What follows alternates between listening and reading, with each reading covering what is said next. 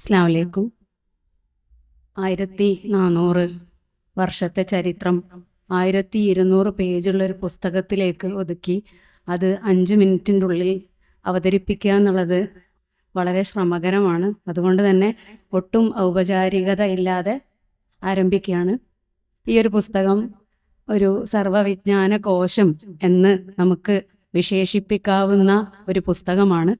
14 നൂറ്റാണ്ടിൻ്റെ ചരിത്രം, ഇസ്ലാമിക ചരിത്രപാതയിലൂടെ 14 നൂറ്റാണ്ട്. ഞാനതിനെ മൊഴിമാറ്റം ചെയ്തത് history of Islam from the time of the prophet to the present എന്നാണ്. ഇതൊരു ക്രൊണോളജി ഫോളോ ചെയ്തുകൊണ്ട് 10 ചാപ്റ്ററിലായിട്ട് സംവിധാനിച്ച ഒരു പുസ്തകമാണ്. ഇസ്ലാമിൻ്റെ ആരംഭം, പ്രവാചകൻ മുഹമ്മദ് നബി സല്ലല്ലാഹു അലൈഹി വസല്ലമയിൽ നിന്ന് മരുഭൂമിയിലെ ഒരു തുടക്കം, അതിനുശേഷം റാഷിദിയ ഖിലാഫത്ത്, അതിനുശേഷം ഉമവി കാലഘട്ടം, അബ്ബാസിയ കാലഘട്ടം, സ്പെയിൻ, ഉസ്മാനിയ കാലഘട്ടം, ആധുനിക മുസ്ലിം രാഷ്ട്രങ്ങൾ, അവസാനം ചരിത്രത്തെക്കുറിച്ച് ഒരു message, the message of history എന്ന് പറഞ്ഞിട്ട് അവസാനമായിട്ട് പുസ്തകം അതൊരു സമാപനത്തിലേക്ക് കൊണ്ടുവരികയാണ് ചെയ്തത്. എനിക്ക് തോന്നുന്നത് ഓരോ കാലഘട്ടത്തിൻ്റെ ഫാക്ച്വലായിട്ടുള്ള ഡീറ്റെയിൽസ് ഒരുപാട് പറയുന്നു. അതോടൊപ്പം തന്നെ അതിനെക്കുറിച്ച് ഒരു അവലോകനം ചെയ്യുന്ന, അതിനെ നിരൂപണം ചെയ്യുന്ന, അതിനെ ക്രിട്ടിക്കൽ അനാലിസിസ് നടത്തുന്ന ചില പാഠങ്ങളുമുണ്ട്.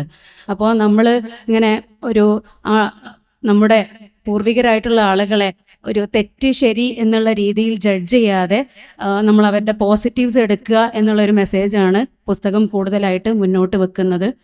റാഷിദിയ കാലഘട്ടത്തിലാണെങ്കിൽ തന്നെ ആ കാലഘട്ടത്തിലുണ്ടായിട്ടുള്ള ഒരു ഗവേണൻസ്, ഗുഡ് ഗവേണൻസ്, സാമ്പത്തികമായിട്ടുള്ള വലിയ റിഫോംസ്, അതേപോലെ പോലീസ്, മിലിറ്ററി, പോസ്റ്റൽ സിസ്റ്റം, അങ്ങനെ വലിയ സംവിധാനങ്ങൾ ഉടലെടുത്ത് വന്നത്, ട്രേഡ്, അഗ്രികൾച്ചർ, ഇൻഡസ്ട്രി, അന്നത്തെ ഫുഡ് ഹാബിറ്റ്സ്, നമ്മൾ കൾച്ചറിലേക്കൊക്കെ പോകുന്നു. അതേപോലെ തന്നെ സ്ത്രീകളുടെ ഒരു വലിയ മുന്നേറ്റവും അതിൽ പരാമർശിച്ചിട്ടുണ്ട്. നമുക്കറിയാം, ഷാബാനോ കേസിനെ കുറിച്ച് ഇന്നൊരു സിനിമ വളരെയധികം ചർച്ച ചെയ്യപ്പെടുന്നുണ്ട്. ഷാബാനോ സിനിമയിൽ ഷാസിയ ബാനോ ആണ്. അവര് മുത്തലാഖിന് ഇരയായി എന്ന് പറഞ്ഞുകൊണ്ട് അവസാനം അവർക്ക് നീതി ലഭിക്കുന്ന രീതിയിൽ സിനിമ അവസാനിപ്പിക്കുമ്പോൾ എഴുതി കാണിക്കുന്ന ഒരു വാചകം എന്ന് പറയുന്നത് 2019 സർക്കാരാണ് മുസ്ലിം സ്ത്രീകൾക്ക് ഈ ഒരു വലിയ മുന്നേറ്റത്തിലേക്ക് അവരെ എത്തിച്ചത് എന്നുള്ളത്. നമുക്കറിയാം, ഇന്ത്യയിലെ ഈ ഒരു ചരിത്ര സെമിനാർ നടക്കുന്നത് റിപ്പബ്ലിക് ദിനത്തിലാണ്.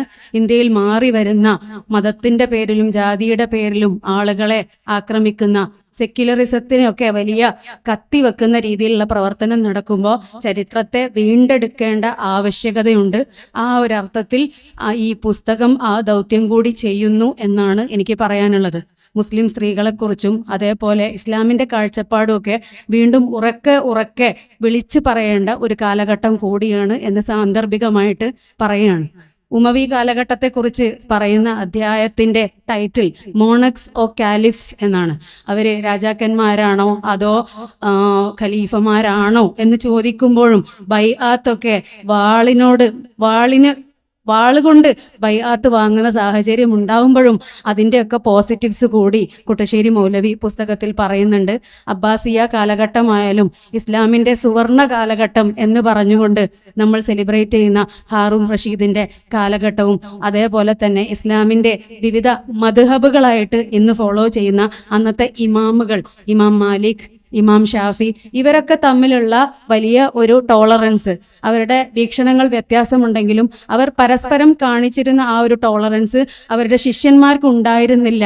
അവർ പലപ്പോഴും ഞങ്ങളുടെ അധ്യാപകനാണ് ശരി എന്ന് പറഞ്ഞ് ഒരു വാദത്തിലേക്കൊക്കെ പോകുന്നത് പുസ്തകം സൂചിപ്പിക്കുന്നു. അതേപോലെ തന്നെ ഇസ്ലാമിൻ്റെ ഇൻ്റലക്ച്വൽ ആയിട്ടുള്ള കോൺട്രിബ്യൂഷൻസ്, അത് ഇസ്ലാമിക തത്വചിന്തകരായിട്ടുള്ള ഇമാം ഗസാലി, അതേപോലെ മുഹിയുദ്ദീൻ ഷെയ്ഖ്, അതേപോലെ തന്നെയാണ് ഈ ശാസ്ത്ര സാങ്കേതിക മേഖലയിലുള്ള വലിയ മുന്നേറ്റം ഇബ്നു ഹൈത്തം, ജാബിർ ഇബ്നു ഹയ്യാൻ, അങ്ങനെ വലിയ ആസ്ട്രോണമേഴ്സും മാത്തമാറ്റീഷ്യൻസും അൽ-ഖ്വാരിസ്മി പോലെയുള്ള അതിനൊക്കെ പുസ്തകം പരിചയപ്പെടുത്തു. ഇബ്നു സീനയെക്കുറിച്ച് മൗലവി തന്നെ ഇപ്പോൾ പരാമർശിച്ചു. അതിനുശേഷം സ്പെയിനിലേക്ക് കടക്കുകയാണ്. സ്പെയിനിൻ്റെ വളർച്ച, അതേപോലെ പതനം, ഉസ്മാനിയ കാലഘട്ടം എന്ന് പറയുന്നത് വലിയ ഒരു കാലഘട്ടമാണ്. ഓട്ടമൻ പീരീഡ്, ഒരുപാട് നൂറ്റാണ്ടുകൾ, 36 സുൽത്താൻമാരെ അവരുടെ ജീവചരിത്രം മുഴുവൻ ഒരൊറ്റ ചാപ്റ്ററിൽ എഴുതുക എന്നുള്ളത് തന്നെ വലിയ ഒരു അഡ്വഞ്ചർ ആണ് എന്നാണ് എനിക്ക് തോന്നിയിട്ടുള്ളത്. അതിനുശേഷം ഇസ്ലാമിൻ്റെ ഒരു മറ്റ് ആധുനിക രാഷ്ട്രങ്ങളുടെ ഫോർമേഷൻ, ഇസ്ലാമിൻ്റെ ഒരു വ്യാപനം, ഇസ്ലാമിനെ നോക്കിക്കാണുന്നത് ഒരു മതം, അതേപോലെ ഒരു സംസ്കാരം, പിന്നീട് ഒരു നാഗരികത, ഒരു സാമ്രാജ്യം എന്നിങ്ങനെ പല രീതിയിലാണ് ഈ ഒരു പുസ്തകം നോക്കിക്കാണുന്നത്. പിന്നെ ഇതിൻ്റെ ഒരു ക്രൊണോളജി ഫോളോ ചെയ്യുകയാണെങ്കിൽ പോലും ആധുനിക രാഷ്ട്രങ്ങളിലേക്ക് കടക്കുമ്പോൾ ഇറാഖ്, ഇറാൻ, ഇന്തോനേഷ്യ, മലേഷ്യ, അങ്ങനെ ഒരുപാട് രാജ്യങ്ങളിലേക്ക് പോകുമ്പോൾ വീണ്ടും വായനക്കാർക്ക് ആദ്യം മുതലേ പറഞ്ഞു വെച്ച പല കാര്യങ്ങൾ ഒന്ന് സൂചിപ്പിച്ചുകൊണ്ട് കണക്ട് ചെയ്തുകൊണ്ട് പ്രവാചകന്റെ കാലം മുതൽ അങ്ങനെയാണ് പുസ്തകം ക്രമീകരിച്ചിട്ടുള്ളത്. പിന്നീട് ഇന്ത്യയിലേക്ക് കടക്കുന്നു, സർഹിന്ദി, ഷാ വലിയുള്ള ദഹലവി, അതിനുശേഷം കേരളത്തിലേക്ക് വരുന്നു, കേരളത്തിലുള്ള എല്ലാവിധ പ്രസ്ഥാനങ്ങളും. അതിനു മുമ്പ് ഇസ്ലാമിക നവോത്ഥാന നായകന്മാർ, അത് മുഹമ്മദ് ഇബ്നു വഹാബ് ആയാലും, പിന്നെ ജമാലുദ്ദീൻ അഫ്ഗാനി, കവാക്കിബി, കാസിം അമീൻ, ഹസനുൽ ബന്ന, അങ്ങനെ വ്യത്യസ്ത ചിന്താധാരകളെ മുഴുവൻ കോർത്തിണക്കി ചരിത്രത്തോട് നീതി പുലർത്തിയ ഒരു പുസ്തകം എന്നാണ് എനിക്കിതിനെ വിശേഷിപ്പിക്കാനുള്ളത്. അവസാനത്തെ ചാപ്റ്റർ ചരിത്രം നൽകുന്ന പാഠം എന്താണ് എന്നാണ്. ചരിത്രകാരന്മാർ പല കാര്യങ്ങളും പറയും, നമുക്ക് യോജിക്കാം വിയോജിക്കാം.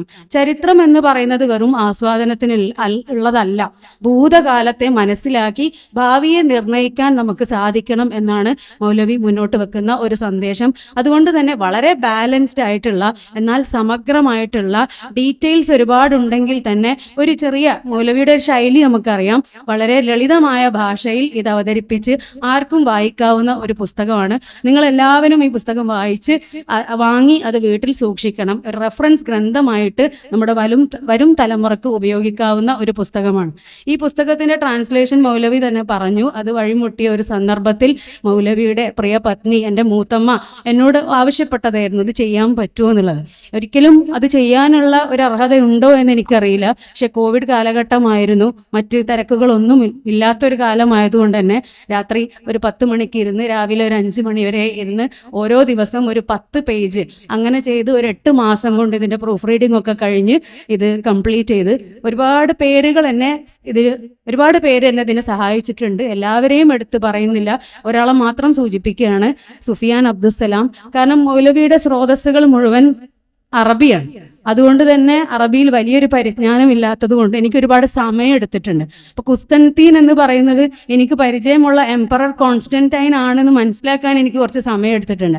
അതിൽ അറബി ഭാഷയിലുള്ള അങ്ങനത്തെ ടേംസും അതേപോലെ ആ ചരിത്രപരമായിട്ടുള്ള കാര്യങ്ങളൊക്കെ എന്നെ ഏറെ സഹായിച്ചത് അദ്ദേഹമാണ്. എന്തായാലും മൗലവിക്ക് ഇതിനൊരു വലിയ പ്രതിഫലം അത് ഈ ലോകത്തും അതേപോലെ പരലോകത്തും ഉണ്ടാവട്ടെ എന്ന് മാത്രം പ്രാർത്ഥിച്ചുകൊണ്ട് ഈ ഒരു പുസ്തകം ട്രാൻസ്ലേറ്റ് ചെയ്യാൻ സാധിച്ചത് എനിക്ക് തോന്നുന്നത് എനിക്ക് ഒരുപാട് കാര്യങ്ങൾ അറിയാനും ഇസ്ലാമിക ചരിത്രത്തിൽ ഒരു PhD ചെയ്ത പോലെയാണ് അൾട്ടിമേറ്റ്ലി എനിക്ക് തോന്നിയിട്ടുള്ളത്. അതുകൊണ്ട് തന്നെ പടച്ചവനോട് നന്ദി പറയുകയാണ് ഇങ്ങനെ ഒരു അവസരം തന്നതിന്. അസ്സലാമു അലൈക്കും.